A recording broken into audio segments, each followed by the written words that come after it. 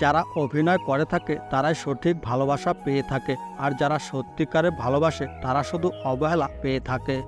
দূরত্ব কখনোই একটা সম্পর্ক শেষ করে দেয় না, কিন্তু অবহেলা পারে একটা সম্পর্ক শেষ করে দিতে। একটা সময় আমি যাদের কাছে খুবই প্রিয় ছিলাম, এখন তাদের কাছে আমি অবহেলিত হয়ে গিয়েছি। ভালোবাসাগুলো এমনই হয়ে থাকে, কেননা একজন পাগলের মতো ভালোবেসে থাকে আর একজন পাগল ভেবে অবহেলা করতে থাকে। খালি হাতে এসেছিলাম আমি এই পৃথিবীতে, খালি হাতে যাব, কিন্তু কখনো আমি ভাবিনি এই পৃথিবীতে এসে এত কষ্ট পাবো। এখন আর আমার আগের মতো কষ্ট হয় না, কেননা আমি কষ্টগুলোকে লুকিয়ে রেখে বলতে শিখে গিয়েছি যে আমি অনেক ভালো আছি।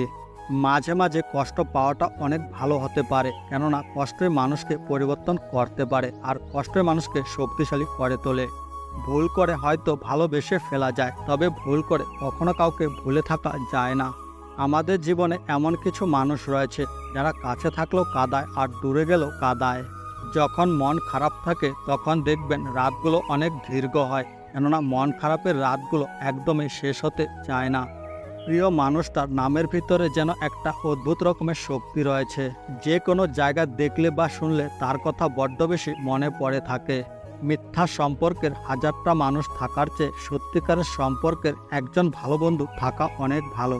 হয়তো আমি একা হয়ে গিয়েছি, কিন্তু এখন আমি ভালো আছি। আরও সময় কাটানোর পাত্র আমি হতে চাই না। মানুষ বেইমান হয়, কিন্তু তার মতো বেইমান আমি জীবনে আর কাউকে দেখিনি। তাকে এই জীবনের চেয়েও বেশি ভালোবেসেছিলাম, কিন্তু সে আমাকে শুধুমাত্র অবহেলার পাত্র ভেবেছিল।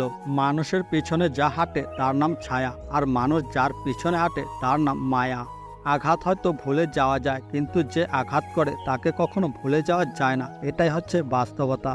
জীবন থেকে শিক্ষা আমি এটাই পেয়েছি, কাউকে কখনো মন প্রাণ দিয়ে বিশ্বাস করবেন না ও ভালোবাসবেন না, এতে করে ঠকার সম্ভাবনা থাকে।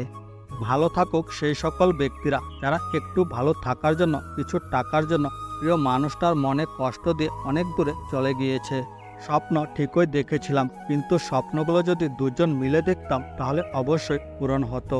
আমার ভালোবাসাটা যদি সত্যি হয়ে থাকে, তাহলে দিনের কোনো এক সময় হলেও আমার জন্য দেখবে তোমার একটু হলো মন খারাপ হবে। আমার এটা ভেবে এখন কষ্ট হয় যে আমার জীবনের অনেক বাজে সময় নষ্ট করেছি তোর মতো একজন স্বার্থপর মেয়ের পিছনে ঘুরে।